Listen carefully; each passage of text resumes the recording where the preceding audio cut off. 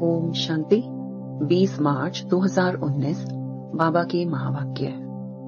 मीठे बच्चे, विचार सागर मंथन करने की आदत डालो। एकांत में सुबह सुबह विचार सागर मंथन करो तो अनेक नई नई पॉइंट बुद्धि में आएंगी। प्रश्न: बच्चों को अपनी अवस्था फर्स्ट क्लास बनानी है तो किन किन बातों का सदा ध्यान रहे? उत्तर: पहला, एक बाप जो सुनाते हैं वही सुनो, बाकी इस दुनिया का कुछ भी नहीं सुनो। दूसरा, संग की संभाल रखो, जो अच्छी रीति पढ़ते हैं, धारणा करते हैं, उनका ही संग करो तो अवस्था फर्स्ट क्लास हो जाएगी। कई बच्चों की अवस्था को देख बाबा को ख्याल आता कि ड्रामा में कुछ परिवर्तन हो जाए, परंतु फिर कहते यह भी राजधानी स्थापन हो रही है। ओम शांति। एक ही बेहद का बाप बेहद के बच्चों को बैठ समझाते हैं व पढ़ाते हैं। बाकी मनुष्य जो कुछ पढ़ते हैं, सुनते हैं, वह तुमको सुनना पढ़ना कुछ भी नहीं है, क्योंकि यह तो समझ गए हो एक ही यह ईश्वरीय पढ़ाई है जो अभी तुम्हें पढ़नी है। तुमको सिर्फ एक ईश्वर से ही पढ़ना है। बाप जो पढ़ाए सिखाए ओरली पढ़ना है। वह तो अनेक प्रकार की किताब लिखते हैं जो सारी दुनिया पढ़ती है। कितनी ढेर किताबें पढ़ते होंगे। सिर्फ तुम बच्चे ही कहते हो एक से ही सुनो और वही औरों को सुनाओ, क्योंकि उनसे जो कुछ सुनेंगे उसमें ही कल्याण है। बाकी ढेर किताबें हैं, नई नई निकलती रहती हैं। तुम जानते हो राइचियस तो एक बाप ही सुनाते हैं, बस उनसे ही सुनना है। बाप तो बच्चों को बहुत थोड़ा समझाते हैं, उसको डिटेल में समझाकर फिर भी एक ही बात पर आ जाते हैं। भल मन मनाभव अक्षर बाबा राइट कहते हैं, परंतु बाबा ने ऐसे कहा नहीं है। बाप तो कहते हैं अपने को आत्मा समझो, मुझ बाप को याद करो और सृष्टि के आदि मध्य अंत का ज्ञान जो सुनाता हूँ वह धारण करो। यह भी तुम जानते हो, हम जो देवता बनते हैं वही फिर वृद्धि को पाते हैं। बच्चों को मूल वतन भी याद है, फिर नई दुनिया भी याद है। पहले है ऊंचे ते ऊंचा बाप, फिर यह नई दुनिया जिसमें यह लक्ष्मी नारायण ऊंचे ते ऊंच राज्य करने वाले हैं। चित्र तो जरूर चाहिए, तो वह बाकी निशानी रह गई है। यही एक चित्र है। राम का भी है, परंतु राम राज्य को हेवन नहीं कहेंगे, वह है ही सैमी। अब ऊंच ते ऊंच बाप पढ़ा रहे हैं, इसमें किताब आदि की कोई जरूरत नहीं है। यह किताब आदि कुछ भी चलनी नहीं है जो दूसरे जन्म में पढ़ सके। यह पढ़ाई इस जन्म के लिए ही है। यह अमर कथा भी है। नर से नारायण बनने की शिक्षा भी बाप देते हैं, नई दुनिया के लिए। बच्चे 84 के चक्र को भी जान गए हैं। यह पढ़ाई का समय है।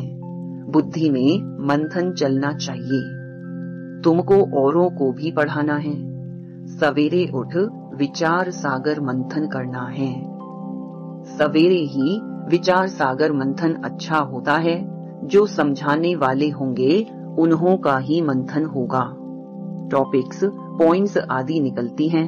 भक्ति की बातें जन्म जन्मांतर सुनी। यह ज्ञान जन्म जन्मांतर नहीं सुनेंगे।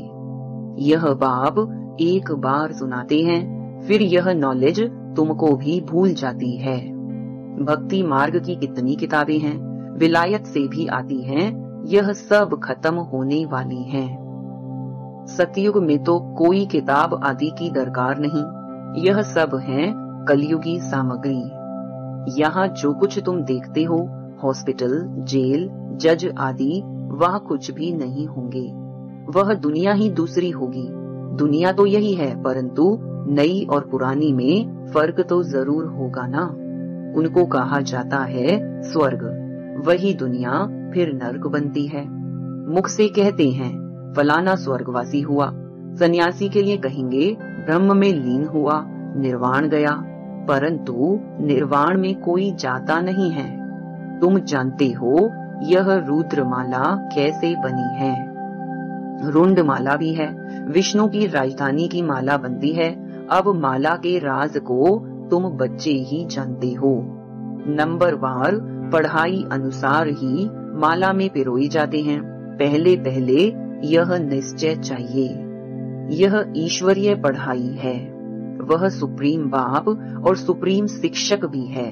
तुम्हारी बुद्धि में जो नॉलेज है वही औरों को देनी है। आप समान बनाना है, विचार सागर मंथन करना है। अखबारें भी सवेरे निकलती हैं, वह कॉमन बात है। यह तो एक एक बात लाखों रुपए की है। कोई अच्छी तरह समझते हैं, कोई कम समझते हैं। समझने और समझाने के अनुसार ही फिर नई दुनिया में पद मिलता है। विचार सागर मंथन करने में बड़ा एकांत चाहिए। राम तीरथ के लिए बताते हैं, जब लिखता था चेले को कहा 2 माइल दूर हो जाओ, नहीं तो वाइब्रेशन आएगा। तुम अब परफेक्ट बन रहे हो, सारी दुनिया की है डिफेक्टेड बुद्धि। तुम इस पढ़ाई से यह लक्ष्मी नारायण बनते हो। कितनी ऊंच पढ़ाई है, परंतु नंबरवार बिठा नहीं सकते। पिछाड़ी में बैठने से फंक हो जाएंगे, गुटखा खाएंगे, वायुमंडल खराब करेंगे। यूं तो लॉ कहता है नंबरवार बिठाना चाहिए, परंतु इन सब बातों को गुड़ जाने, गुड़ की गोथरी जाने। यह है बहुत ऊंच नॉलेज। तुम्हारी अलग अलग क्लास तो नहीं कर सकते। वास्तव में तुमको क्लास में इस तरह बैठना चाहिए जो अंग अंग से ना लगे। माइक पर तो दूर भी आवाज सुन सकते हो। बाप कहते हैं इस दुनिया का तुम और कुछ भी ना सुनो, ना पढ़ो, उन्हों का संग भी ना करो। जो अच्छी तरह पढ़ते हैं उनका ही संग करना चाहिए। जहाँ अच्छी सर्विस है, जैसे म्यूजियम आदि हैं, तो वहाँ बहुत तीखी और योग युक्त बच्चियां चाहिए। यह भी बाप समझाते हैं, ड्रामा बना हुआ है। कभी कभी बाबा सोचते कुछ ड्रामा में चेंज हो जाए, परंतु चेंज हो नहीं सकता। यह बना बनाया खेल है। बच्चों की अवस्था को देख ख्याल आता है कि कुछ चेंज हो जाए, क्या ऐसे ऐसे स्वर्ग में चलेंगे? फिर ख्याल आता है स्वर्ग में तो सारी राजधानी चाहिए। कोई दास दासियां चंडाल आदि भी होंगे। ड्रामा में कुछ चेंज नहीं हो सकती। भगवानुवाच, यह ड्रामा बना हुआ है, इसको मैं भी चेंज नहीं कर सकता हूँ। भगवान के ऊपर तो कोई भी है नहीं। मनुष्य तो कह देते हैं भगवान क्या नहीं कर सकता, परंतु भगवान खुद कहता है मैं कुछ नहीं कर सकता हूँ। यह बना बनाया खेल है। विघ्न पड़ते हैं, कुछ भी नहीं कर सकते। ड्रामा में नोंद है, मैं क्या कर सकता हूँ। बहुत बच्चियां पुकारती हैं हमको नंगन होने से बचाओ। अब बाप क्या करेंगे? बाप सिर्फ कह देंगे ड्रामा की भावी। यह तो बना बनाया ड्रामा है। ऐसे मत समझो भगवान की भावी। भगवान के हाथ में होता तो समझो कोई अनन्य शरीर छोड़ देते हैं, उनको भी बचा लेते। ऐसे बहुतों को संशय आता है भगवान पढ़ाते हैं। अगर भगवान के बच्चे हैं तो क्या भगवान भी अपने बच्चों को नहीं बचा सकते? बहुत उल्हना देते हैं। कहते हैं ऐसे साधु लोग तो किसके प्राणों को बचा सकते हैं। प्राण फिर से आ जाते हैं, चिता से भी उठ जाते हैं। फिर कहेंगे ईश्वर ने लौटा दिया, काल ले गया, उस पर प्रभु ने रहम किया।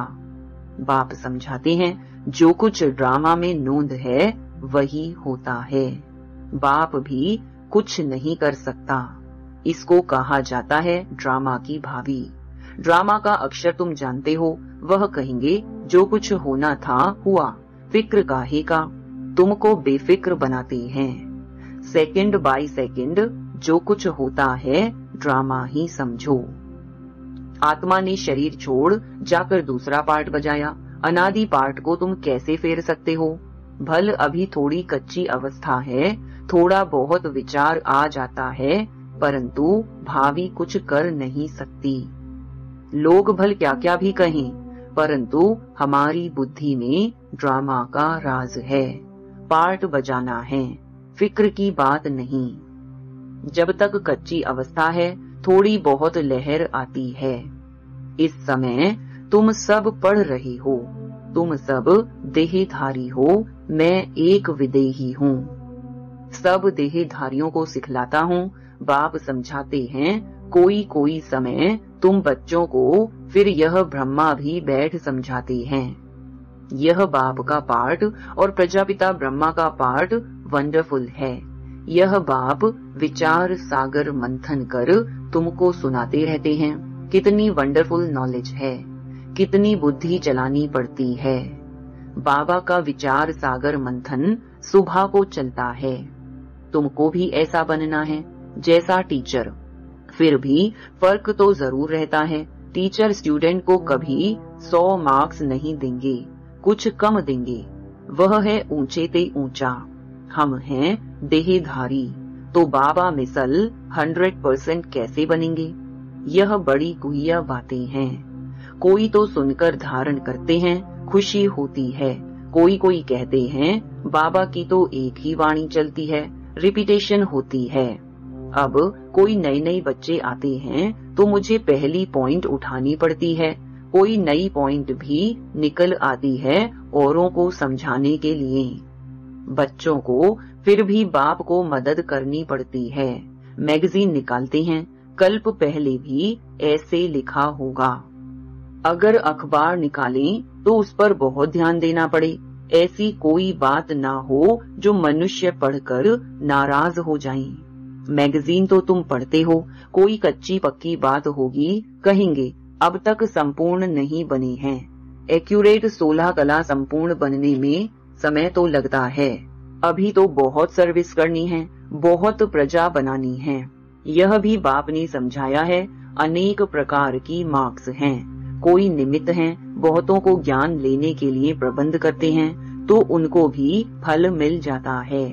अब तो पुरानी दुनिया ही खत्म होनी है। यहाँ है अल्पकाल का सुख। बीमारी आदि तो सबको होती है। बाबा सब बातों का अनुभवी है। दुनिया की बातें भी समझाते हैं। बाबा ने कहा था अखबार व मैगजीन में वंडरफुल बातें लिखो जो समझे कि ब्रह्मा कुमारियों ने यह बात बिल्कुल ठीक लिखी है। यह लड़ाई 5000 वर्ष पहले हूबहू लगी थी। कैसे? यह आकर समझो। तुम्हारा नाम भी होगा, मनुष्य सुनकर खुश भी होंगे। बहुत बड़ी बात है, परंतु जब किसकी बुद्धि में बैठे। जो लिखते हैं उनको फिर समझाना भी है। समझाना नहीं आता होगा, इसलिए फिर लिखते भी नहीं। अच्छा, मीठे मीठे सिकिलधे बच्चों प्रति मात पिता बाप दादा का याद प्यार और गुड मॉर्निंग। रूहानी बाप की रूहानी बच्चों को नमस्ते। धारणा के लिए मुख्य सार। पहला, एक बाप जो सुनाते व पढ़ाते हैं वही सुनो व पढ़ो। बाकी कुछ भी पढ़ने सुनने की दरकार नहीं। संग की बहुत बहुत संभाल रखो। सवेरे सवेरे एकांत में बैठ विचार सागर मंथन करो। दूसरा, ड्रामा की भावी निश्चित बनी हुई है, इसलिए सदा बेफिक्र रहो। किसी भी बात में संशय मत उठाओ। लोग भल क्या भी कहेंगे, लेकिन तुम ड्रामा पर अटल रहो। वरदान, होली शब्द के अर्थ स्वरूप में स्थित रहे सच्ची होली मनाने वाले तीव्र पुरुषार्थी भव। होली मनाना अर्थात जो बात हो गई बीत गई उसको बिल्कुल खत्म करने की प्रतिज्ञा करना। बीती हुई बात ऐसे महसूस हो जैसे बहुत पुरानी कोई जन्म की बात है। जब ऐसी स्थिति होगी तब पुरुषार्थ की स्पीड तेज होगी। अपनी या दूसरों की बीती हुई बातें ना चिंतन में लाना, ना चित्त में रखना, यही है सच्ची होली मनाना अर्थात पक्का रंग लगाना। स्लोगन, सबसे श्रेष्ठ भाग्य उनका है जिन्हें डायरेक्ट भगवान द्वारा पालना, पढ़ाई और श्रेष्ठ जीवन की श्रीमत मिलती है। ओम शांति।